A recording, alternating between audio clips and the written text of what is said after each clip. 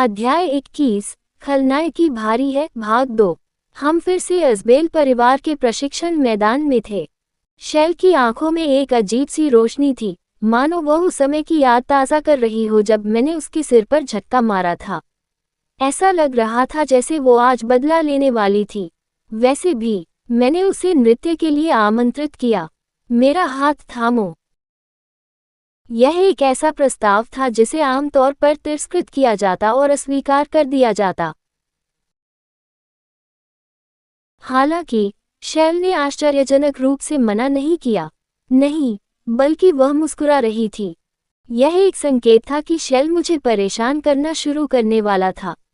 आप किस बात से इतने खुश हैं? शैल ने मेरा हाथ पकड़ लिया।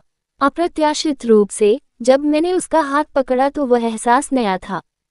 काफी ठंड थी और ये भारी था।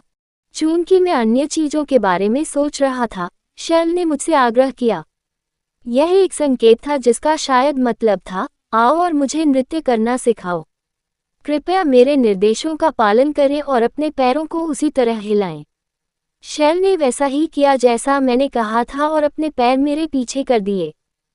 नृत्य करते समय एक ऐसी ध्वनि जिसकी उस स्थिति में अपेक्षा नहीं थी, पूरे प्रशिक्षण मैदान में गूंज उठी। यह उसकी एड़ी की जमीन से टकराने की आवाज थी। यह क्या है? यह क्या है? खलनायक ने मेरे प्रश्न का उत्तर एक प्रश्न से दिया। यह एक अजीब स्थिति थी। जब कोई व्यक्ति जमीन पर कदम रखता है तो क्या उस तरह की आवाज सुनना सामान्य है? इसके अलावा जिस स्थान पर उसने कदम रखा वह मेरे पैरों के ठीक बगल में था। खलनायकी ने मेरे पैर पर लगभग कदम ही रख दिया था। आइए इसे फिर से करें। हमने नृत्य फिर से शुरू किया, जिसे शैल ने जबरदस्ती बंद कर दिया था, जिसने मुझे पागलों की तरह देखा। उसकी एड़ियों के जमीन पर थपथपाने की आवाज गूंजती रही। जिस स्थान पर वह टकराया वह हमेशा मेरे पैरों के ठीक बगल में था। खलनायकी साफ तौर पर मुझे निशाना बना रही थी। क्या तुम मेरे पैर में छेद करने की कोशिश कर रहे हो? आखिरकार तेज कंपन वाली आवाज फिर से शुरू हो गई। खलनायिका ने अपनी पूरी ताकत से जमीन पर कदम रखा। किसी तरह उसे लग रहा था कि वह सचमुच मेरे पैर पर कदम रख सकेगी। बेशक ऐसा नहीं होने वाला।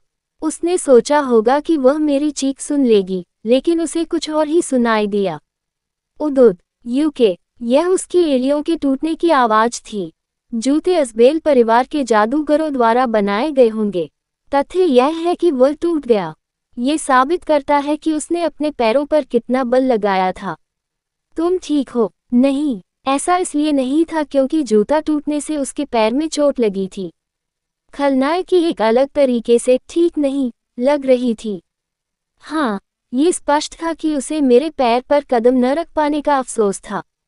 मैंने शैल को जमीन से उठाने की कोशिश की, क्योंकि मैं उसे ट्रेनिंग ग्राउंड में बेंच पर ले जाना चाहता था। मैंने उसकी मदद करने की कोशिश की, लेकिन मेरे लिए अपने घुटनों को सीधा करना मुश्किल हो गया और मैं लगभग गिर पड़ी। वह हास्यास्पद रूप से भारी थी। तभी मेरे मन में एक स्मृति उभरी। यह नीलामी घर की एक स्मृति थी। हाँ, ये भारी पराग या कुछ और था। मुझे नीलामकर्ता का स्पष्टीकरण याद आया। इस बार यह भारी पराग है। जब छिड़काव किया जाता है तो वस्तु का वजन अस्थायी रूप से बढ़ जाता है। आप इसे गुप्त रूप से बुरे लोगों पर भी स्प्रे कर सकते हैं। आइए 500,000 सोने से शुरुआत करें। आहा, तो तुमने वह पराग अपने ऊपर छिड़क लिया। स्पष्ट था कि खलनायिका ने स्वयं ही अपने शरीर को भारी बना लिया था ताकि वह मेरे पैरों में छेद कर सके। उसने परिवार के जादूगर से यह सुनिश्चित करने के लिए कहा होगा कि वह स्वयं भारी वजन से प्रभावित न हो। जरा सोचिए, डांस प्रैक्टिस के लिए आने से पहले वह थोड़ी देर के लिए कहीं गई थी। इतना सोचने के बाद मैंने शैल की ओर देखा। आप भारी हैं, मैं हल्का हूँ। तुम्हारा वजन बढ़ गया होगा। शैल खड़ी हो गई और अपने टूटे हुए जूते की एड़ी को नजरअंदाज करते हुए मेरी ओर घूरकर देखने लगी। अभी देखकर लग रहा है कि तुम्हारा फिगर थोड़ा बदल गया है। नहीं, लगता है बहुत कुछ बदल गया है। शैल ने चुप्पी साध ली। उसकी अभिव्यक्ति पहले से भी अधिक ठंडी हो गई। पहले उसके चेहरे पर भाव सिर्फ इसलिए थे क्योंकि वह इस बात से नाराज थी कि उसे बताया गया था कि वह ऐसी दिखती है जैसे उसका वजन बढ़ गया हो। लेकिन अभी नहीं, उसके फिगर में बदलाव शायद भारी पराग के कारण नहीं था। वह खुद को समझाने की कोशिश कर रही होगी कि मेरी बातें झूठ थीं। मगर इससे क्या? दरअसल उसका वजन बढ़ गया था। उसे मोटी कहने के लिए पर्याप्त नहीं है, लेकिन बहुत कम। शायद यह उस भोजन के कारण था जो उसने अपने संचित तनाव को दूर करने के लिए खाया था।